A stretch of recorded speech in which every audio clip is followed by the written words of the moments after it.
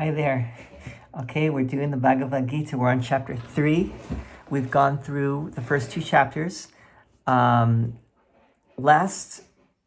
second chapter is a summary chapter, and the point I made is that if you only could read one chapter, read chapter 2 of the Bhagavad Gita. It's like a summary of the entire Gita. Chapter 1 is setting the stage. It's the two armies are arrayed on the battlefield, Kurukshetra, which is the battlefield, and they're the Pandavas on one side, the Kauravas on the other. Krishna and Arjuna are in a chariot. Krishna is the charioteer, and Arjuna is the one, he's leading the Pandavas. He is the greatest warrior, or kshatriya is the warrior caste of that age. And they go out in the middle of the battlefield, and that's where it all starts, with Arjuna getting very upset and telling Krishna, I don't want to fight. I'm not going to fight, but you are my counselor, my friend, and if you tell me something to change my mind, I will do it. So now we're on chapter 3. Chapter 3 is called Karma Yoga, and there's this idea of nishkama karma, which means action. Karma just means action. Karma, or action, which is done nishkama, which means without desire or selfless. And sometimes it's called selfless service or selfless action, meaning that you act in such a way that you do not incur more karma, that you do not create karma from your actions. And the way to do that is through giving up any kind of selfish attachment to what you do. And in a sense, that is what the entire Gita is getting at, is this idea of nishkama karma. So here we go. We're going to read 43 verses, chapter 3. Arjuna uvacha, jayasi chet karmanaste mata buddhir janardana tat kim karmani gore mam niyo jayasi keshava. Arjuna said, if you think that knowledge is superior to action, O Krishna, why then, O Keshava, Keshava being another name for Krishna, do you ask me to engage in this terrible action? So if knowledge is superior to action, why are you telling me to fight? Right? Let's see what Krishna says. Vyamishreneva vakyena buddhim moha yasiva metad ekam vada nischitya yena shreyoham apnuyam. With this seemingly perplexing speech, you seem to be confusing my understanding. Therefore, tell me one certain way by which I may attain bliss, or shreya, the highest good. Shreya. Okay, how can I attain the highest good? Happiness, true fulfillment, liberation. Shri Bhagavan Uvacha, the blessed Lord spoke. Bhagavan means Lord or God, and that is also referring to Krishna here.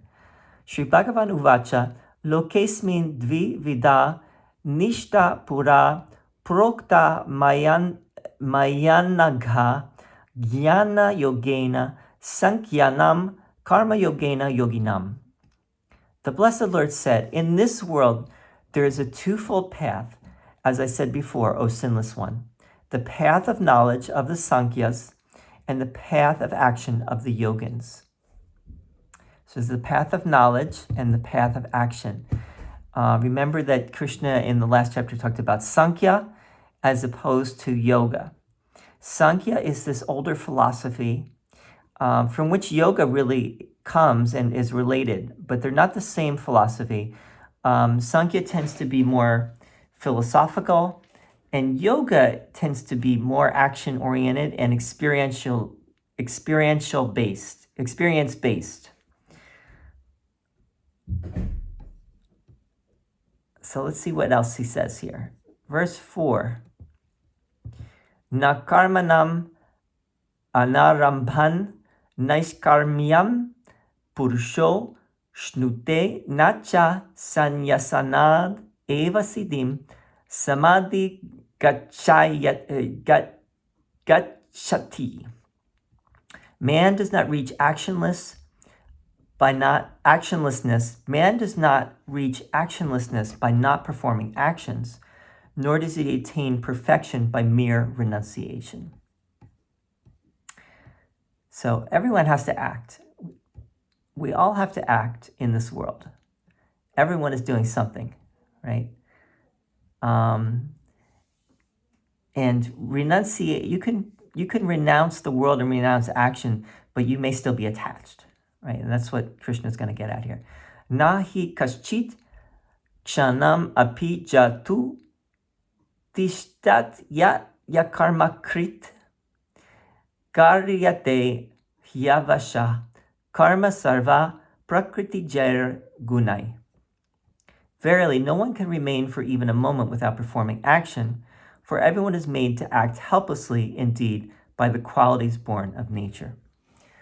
This is a very important idea here that is going to be brought in again and again in the Gita.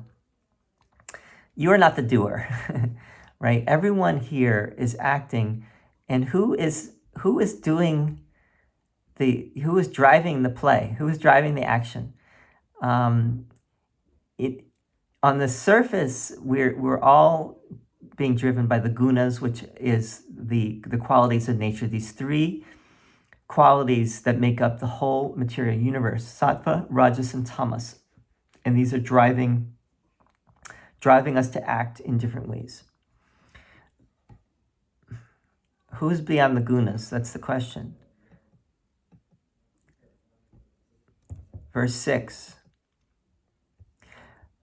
Karmendriyani samyamya ya aste manasasmaran indriyartan vimudatma mityacharaha sa uchyate. He who, restraining the organs of action, sits thinking of the sense object in his mind, he of deluded understanding is called a hypocrite. So this is just saying that you might sit there meditating, doing your yoga practice, but you may still be very attached to action and to the senses. And that's hypocritical. It's not, it is something that can be corrected, but don't delude yourself of what you're, you may think you're doing yoga, but you're really not. It's like when we think we're meditating, we sit down to meditate, our minds are very active, we're very fidgety, and we might call it meditation, and in a way it is meditation, and we get points for showing up, and that's 90% of the battle is showing up, but are we really meditating? No, we're not in a state of meditation. And the same thing with yoga. We may think that we're solidly on the path, but we may still be very attached, right?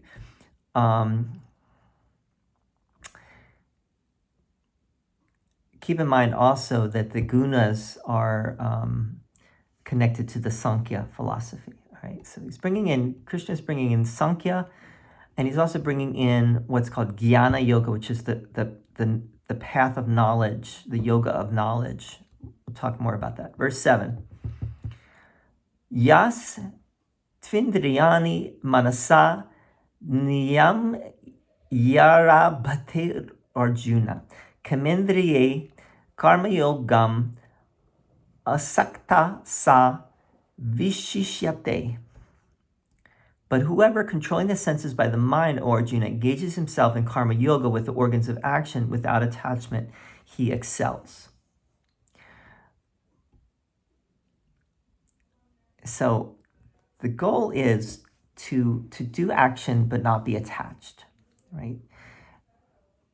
And Krishna's going to talk about how to do that. right? How to not be attached to what you do, not be attached to action. Karma is action, or karma is action, work. How not to be attached to your action and your work, and thus not accrue more karma, right? And free yourself of karma. Verse 8. Niyatam kuru karma tvam karma jayo hyakarmanaha sharira yatrapi chatena prasidyed akarmanaha. Perform your bounden duty, for action is superior to inaction, and even the maintenance of the body would not be possible for you through inaction. You can't get away from doing stuff in this world, right? You can't get away from performing actions, doing your duty, right? Doing your dharma dharma is often translated as duty, especially here, but it has other meanings as well. So you have to do your dharma, right? Your swadharma is your own dharma. You have to take care of your stuff, and everyone in this world really has to act and do things. And the key is to not be attached. So we're going to get more into that, how not to be attached. Yagnarthat karmano nyatra loko yam karma bandanaha tad artam karma kaunteya mukta sangha samachara. The world is bound by actions other than those performed for the sake of sacrifice. Do you therefore, O son of Kunti, Arjuna, perform actions for that sake alone, free from attachment?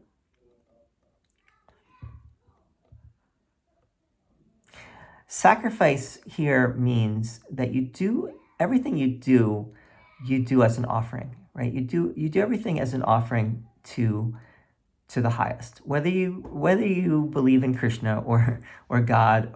But you can also, even if you're an atheist, you could be just doing your best, right? Just doing what seems like the right thing to do in any situation, right? You can leave God out of this completely. It doesn't matter.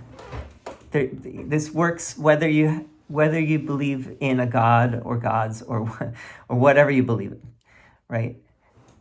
And in that sense, an atheist could be more spiritual than a religious person, because a religious person might be very attached and be very self-centered and selfish in how they approach things, whereas an atheist might be very unattached, let's say.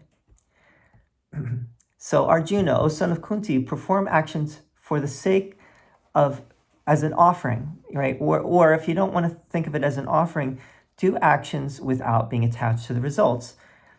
And in that way, you will free yourself.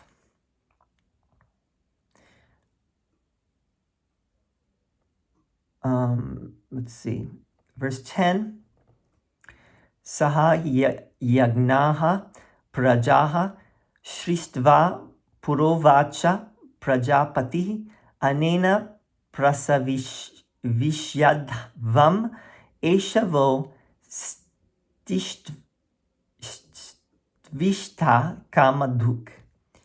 The Creator, having in the beginning created mankind together with sacrifice, said, "By this shall you propagate. Let this be the milk cow of your desires, the cow that yields all the desired objects." So the Creator created the world with sacrifice. This is a tough one. We'll have to, that's one that we would need to talk about more.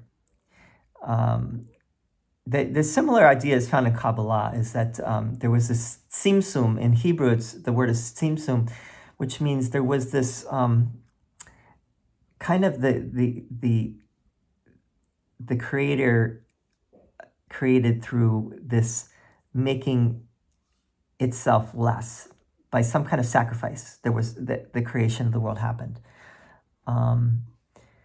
Devan bhavayatanena te deva bhavayantu va. Parasparam bhavayanta shreya param avapsyata. With this, nourish the gods, and may the gods nourish you. Thus, nourishing each other, you shall attain the highest good. This is interesting because this brings in the idea of the devas, the gods, right? There's these celestial beings. You might even say angels. That's like basically the equivalent. You might say in the Western tradition is angels. The devas are the celestial beings. They're not the highest, but they are to be worshipped and to be given, gifts to, or paid obeisance, however you say that word, and then you will, by doing that, you will also attain to the shreyas, to the highest good. Again, this is something that we would need to talk about more. Krishna obviously is a supreme God in this. Ishtan bogan hi vo deva dasyante yagya bhavitaha ter datan apradayai yo bhumte stena eva sa. The gods, nourished by the sacrifice, will give you the desired objects. So he who enjoys the objects given by the gods without offering anything in return is indeed a thief.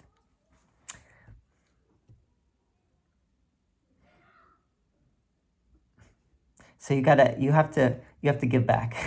In other words, and if you don't give back, you pay the price for that. We're not going to go too much into that, but the idea of sacrifice is very important in the Gita, and we will talk more about that. Yagya shishtashina santo muchante sarva kibishai bunjate te tvagham papa ye pachantyatma karanat. The righteous who eat the remnants of the sacrifice are freed from all sins, but those sinful ones who cook food solely for their own sake indeed consume sin. So this is also saying, what do you offer to the gods? You offer food, right? You offer food back to the gods. The gods take the subtle essence of the food, and then you eat the food, right? But if you don't offer to the gods, you are a thief, and you incur sin. So there's this idea of sacrifice, that you have to make some kind of sacrifice. This goes back, this is in most of these ancient traditions. It's in Judaism, obviously, it's in Hinduism. The idea of making a sacrifice in order to appease the gods. But there's a deeper meaning to it. I think that's what Krishna is going to get into, the deeper meaning of this. Anad bhavanti bhutani parjanyad ana sambhavaha yagnad bhavati parjanyo yagnaha karma samudbhavaha. From food come forth beings, from rain food is produced, from sacrifice arises rain, and sacrifice is born of action. This is verse 14. Let's not go too much into that right now. We're not going to dwell on this too much. Karma, brahmod bhavam vidi, brahmakshara samudbhavam tasmat sarvagatam, brahma nityam, yagne pratishtitam. Know that action comes from Brahma, and Brahma comes from the imperishable. Therefore, the all-pervasive Brahma ever rests in sacrifice. Now Brahma, there's two things. There's Brahman and Brahma. Brahma is the creator. There's Brahma, Vishnu, and Shiva, right? The creator, the maintainer, and the destroyer. Brahman, though, is really the imperishable, is the supreme, the ground of being beyond anything you can conceive of. That is Brahman. That is the ultimate reality. And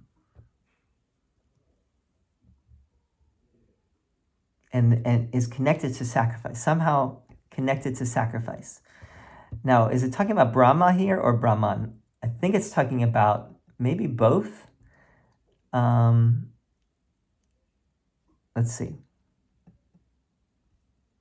Evam pravartitam chakram nanu vartayatiha ya agayur indriyaramo mogam partasa jivati. He who does not follow the wheel thus set in motion, who is of sinful life, rejoicing in the senses, lives in vain, O Arjuna.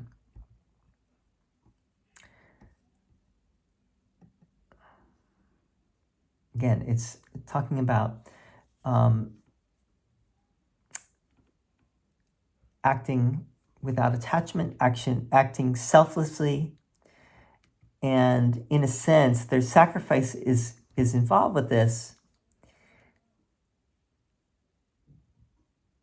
But we'll have to go more into that idea of sacrifice. And I think this is going to get more into sacrifice. Yas 17. Yas tvatma ratir eva syad atma triptash cha manava atman yeva cha santushtas tasya karmyam na vidyate. But for that man who rejoices only in the self, who is satisfied with the self and is content in the self alone, indeed, there is nothing to do. So the word Atma is used here. Atma meaning the soul or the self, the supreme self, which is really one with Brahman. There's the individual self, which is Atman, right? Individual soul or individual self. You could say the drop, and Brahman is the ocean. The drop in the ocean. Brahman would be the supreme self. Atman and Brahma are really one and the same. The drop is the ocean, but it also feels itself to be separate. When someone realizes that they are the self, self-realization is the word, and is satisfied in the self, content in the self, there is nothing to do. There's no more action necessary, no more karma. Okay? No more action, no more karma. Verse 18. Naiva tasya kritenarto nakriteneha kaschana na chasya sarva bhuteshu kaschid artha vyapashraya. For him, there is no interest whatsoever in what is done or not done, nor does he depend on any being for any purpose. Rises beyond, that's this person who has attained self-realization, rises above action, attachment, reliance. This person is completely self-reliant, and they are not attached whatsoever to action or inaction.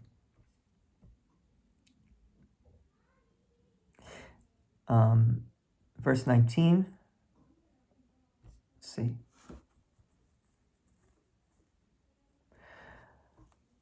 Tasmad asaktaha satatam karyam karma samachara asakto hyacharan karma param apnoti purushaha.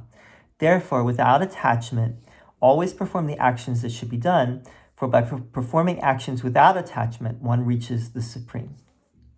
So you do the actions that you need to do, and you do them without attachment. You don't try to get out of, if you try to get out of doing your duty, doing your action, whatever actions there are, you're making a mistake, and you're showing that you are attached, right? By doing actions and not having attachment, you rise above action. transcend it. 20. Karmaneva hi sansiddhim astita janakadayaha lokasangraham evapi sampashyan kartum arhasi. Janaka and others attain perfection indeed through action alone. Even with the intention of protecting the masses, you should perform action.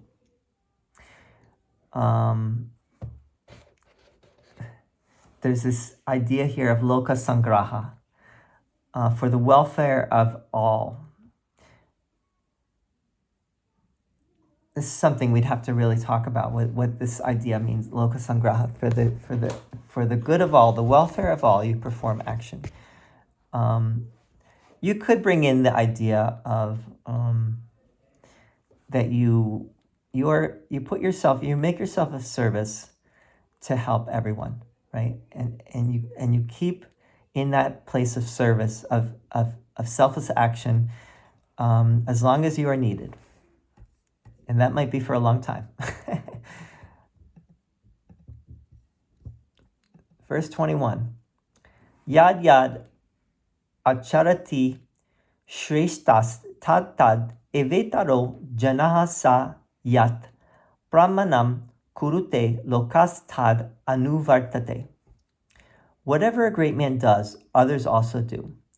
Whatever he establishes as a standard, the world follows. This seems to be like a non sequitur. Why is Krishna all of a sudden talking about this?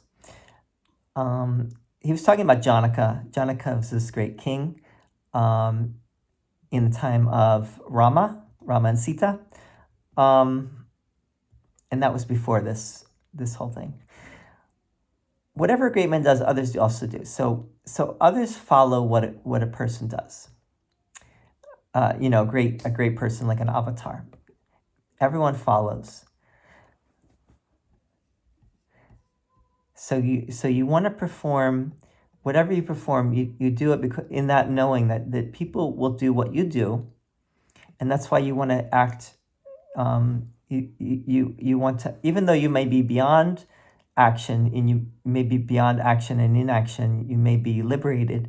You still want to act in such a way that others will follow in a good way and learn, and it will help the welfare of everyone, of all beings. Na me partasti kartavyam trishu lokeshu kinchana nanavaptam avaptavyam varta eva cha karmani. There is nothing in the three worlds, O Arjuna, that needs to be done by me, nor is there anything unattained that needs to be attained, yet I engage myself in action. So Krishna is starting to reveal who he is. He is the Supreme Lord. He is this avatar. He is God incarnate. And he's saying, I don't need to do anything. I am free. But I'm still working. I'm still doing things. Right? I don't need to do anything, but I'm still doing what needs to get done. And in this case, Krishna is providing a great service, which is he is awakening Arjuna to his true self. And he's helping his friend in a time of need. Verse 23. Yadi hyaham na varteyam jatu karman yadhandrita mama vartman u vartatante manushyaha partha sarvashaha. For should I not ever engage myself in action, unwearied, people would in every way follow my path, O Arjuna. So again, he's saying, if I don't do what I'm doing, people will follow me. If I slack off, if I stop, working, people are going to do that too, and that's not going to be good. So I need to be a good example. I need to be the shining example for everyone here. Utsideur ime loka na kuryam karma ched aham sankarasya cha vartasyam upahanyam imaha prajaha. These worlds would perish if I did not perform action. I would be the author of confusion, of chaos, and destruction of these beings. So Krishna has to do karma. He has to help in the salvation of the world and keep Dharma alive. He has to preserve the world order, and he does that through acting.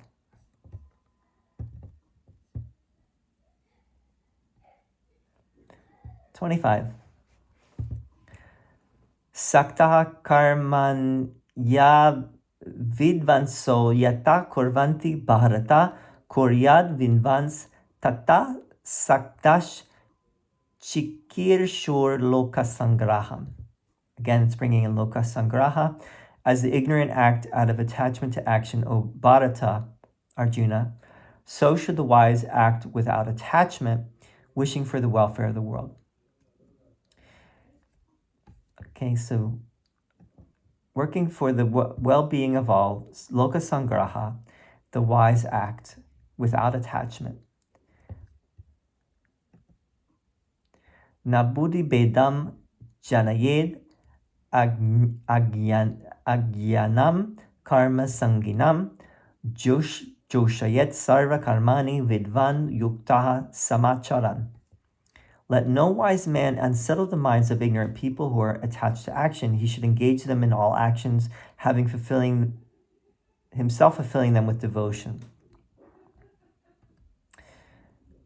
So don't confuse people through your action. You who are wise, you who are unattached, don't confuse people by doing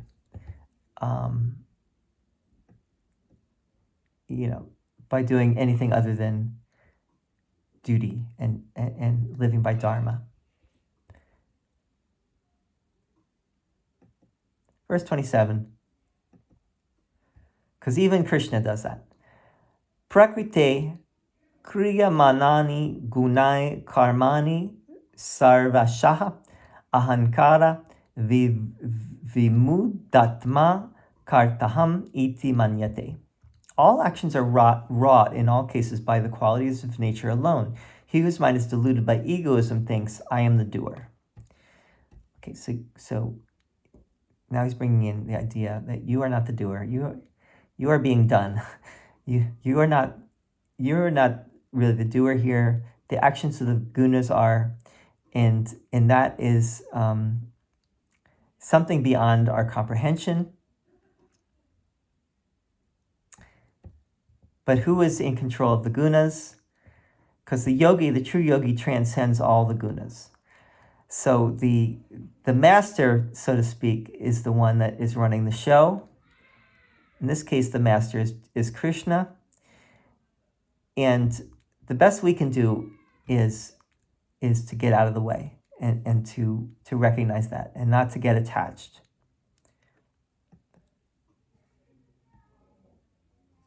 Don't think you are the doer. Verse 28, "Tattva vit tu maha baho guna karma vibhagayo guna guneshu vartanta iti matva sa na sajjate." But he who knows the truth, O mighty armed Arjuna, about the divisions of the qualities and their functions, knowing that the gunas as senses move amidst the gunas as the sense objects, is not attached.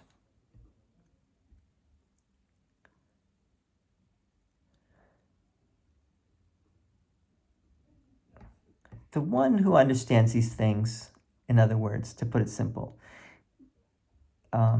is able to free themselves of attachment. And in freeing themselves of attachment, you free yourself from the gunas. You free yourself from the actions of the gunas, and you free yourself from karma. "Mayi sarvani karmani sanyas yadyatma chetasa nirashir nirmano bhutva yudyasva vigata jvaraha. Renouncing all actions in me with the mind centered on the self, free from hope and egoism, and from mental fever, fight. You must fight. Okay, he's telling Arjuna to fight. Free yourself, renounce all actions, give everything to me, to the Supreme. Give everything to me, renounce all actions, all attachment, and from that place, fight, do your duty. Sannyas is renunciation.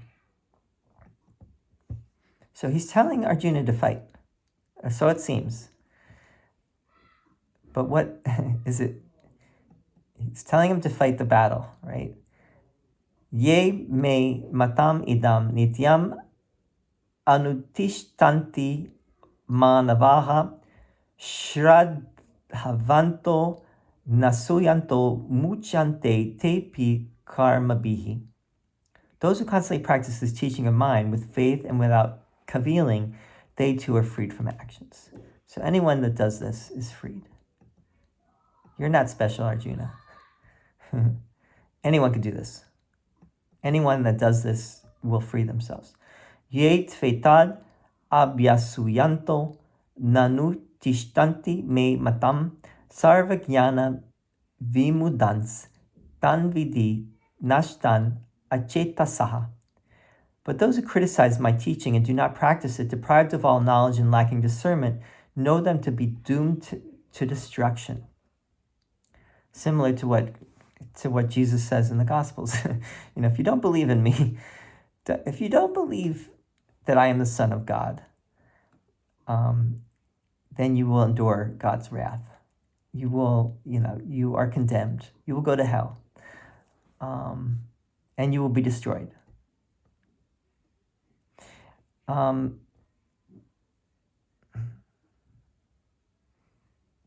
this takes it a little bit different. This makes a little bit more sense in a way, because it says you're doing it to yourself. This is what you have chosen. You have chosen to destroy yourself. It's not that God is doing it. It's that you're doing this to yourself, right? And all you need to do is to follow this path that I'm suggesting to you, and you will free yourself.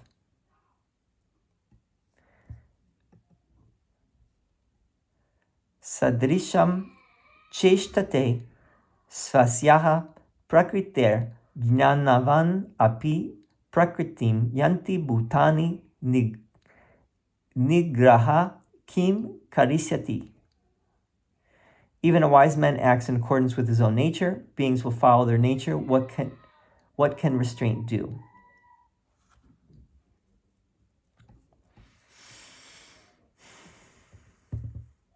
I don't know what to say about that one. Let's go on. Maybe this next one will help that make more sense.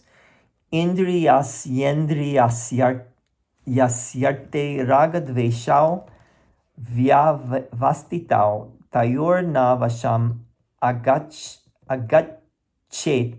tau hyasya paripantinao.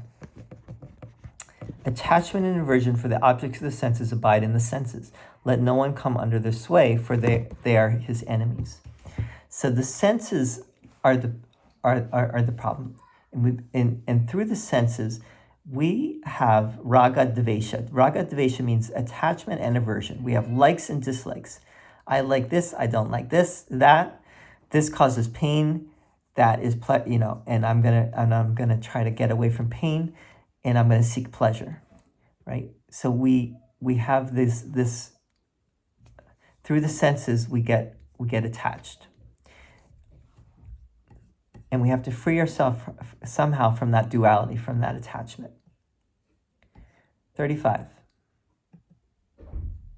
Shreyan sva dharmo vigunaha para dharmat svanush Titat svadharme nidanam shreya paradharmo bhayavaha. bhayavaha. Better is one's own duty, though devoid of merit, than the duty of another well discharged. Better is death in one's duty. The duty of another is fraught with fear. This is a very famous line in the Gita. Better to do your own duty than, even though it's devoid of merit, than another's duty. Do your own dharma. Don't do someone else's. Be yourself. Don't try to be someone else. Do your duty and do it the best you can. Don't try to be something other than you are not. And I think that's what the line before was getting at. Act according to your own nature. 36. Arjuna uvacha attakena prayukto yam papam charati purushaha anichan api varshneya balad eva viyojitaha. Arjuna said, but what compels man to commit sin, even against his wishes, are O Varshneya, Krishna, as if constrained by force? Why do people, Arjuna's asking, why do people do these crazy things? What causes them to do that? Sri Bhagavan Uvacha Kama Esha Krodha Esha Rajaguna Samudbhavaha Mahashano Mahapapma Vidyenam Iha Verinam. The Blessed Lord said, it is desire and it is anger, both of the quality of Rajas. Remember this Sattva, Rajas, and Tamas, the three gunas. Rajas is the quality of passion and activity, all devouring and all sinful. Know this as the foe here in this world. Desire and anger. Where does anger come from? So Krishna is saying desire and anger is what cause these things. We have desires. And desires create anger because we have desires. And if they're not fulfilled, we get very angry. Tumain avriyate vanir yata darsho malena cha yatol benavrito garbastata tenedam avritam. As fire is enveloped by smoke, as a mirror is covered by dust, and as an embryo is surrounded by the amniotic sac, so is this enveloped by that.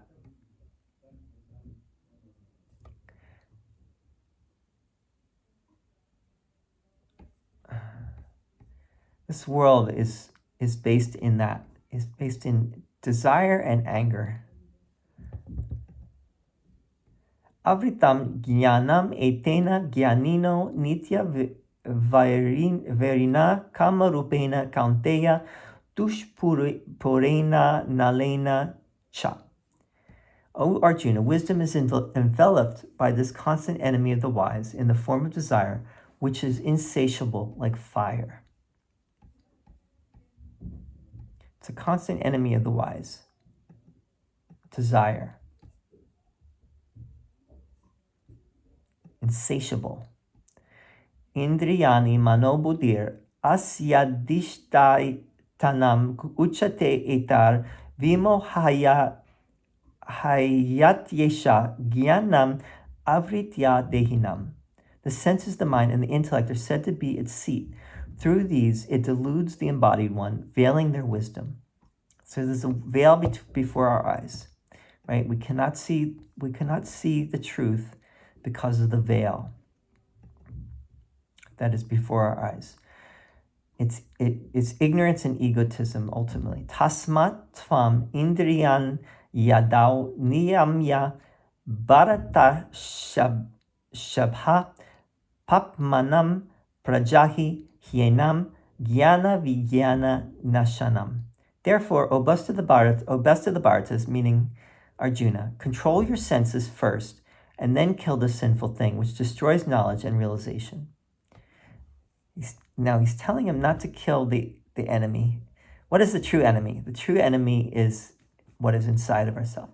And that is our desire, our attachment and desire, and our anger, which comes from that. So that's what we really need to go do battle with. That's the true battle. It's the battle, the inner battle that we need to fight. That's why Gandhi read this. Gandhi read the Gita metaphorically, right? It's a metaphor. Indriyana paran yahur indriye bhyaha param manaha manasastu para buddhir yo buddhe paratastu saha. They say that the senses are superior to the body, the mind is superior to the senses, the intellect is superior to the mind, and he, the self, is superior even to the intellect. This is also coming from Sankhya. So there's a hierarchy of right? There's the body, then the senses, then the intellect. The mind, the senses, the mind, the intellect, and then the self, the supreme self.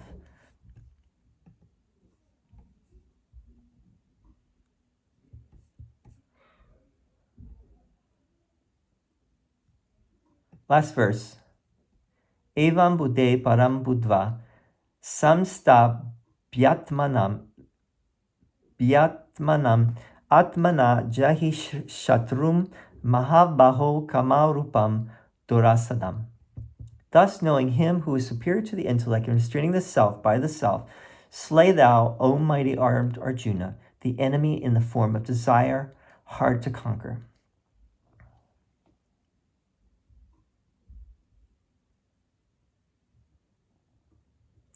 Through the knowledge of the Supreme Self, you can slay desire, which is the hardest enemy, is the greatest enemy and the hardest to conquer. That is the true enemy. These guys on the battlefield, they're not your true enemy. First, you have to get established in yoga, and then everything will be taken care of. But it's really the war within yourself. And you have to know who the true enemy is. And the enemy is really your lower nature, so to speak, your that part of yourself which is has these desires that lead to anger, that lead to attachment. And through the knowledge of the self, through the knowledge of let's say Brahman, or in this case Krishna, but Krishna is Brahman, Saguna Brahman, which means God in form, the absolute in a form that we can understand. Through that we can rise above desire and attachment and anger.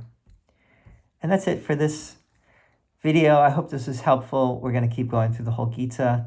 This is the 3rd chapter. A lot here about karma, and hopefully we're going to touch on most of the important stuff in the Gita. A lot of unanswered questions, of course. That's why you have to keep going through these things again and again to really fully comprehend it. And I don't pretend to. We're just learning together as we go here. Thank you for tuning in, and see you very soon. Chapter 4 is next.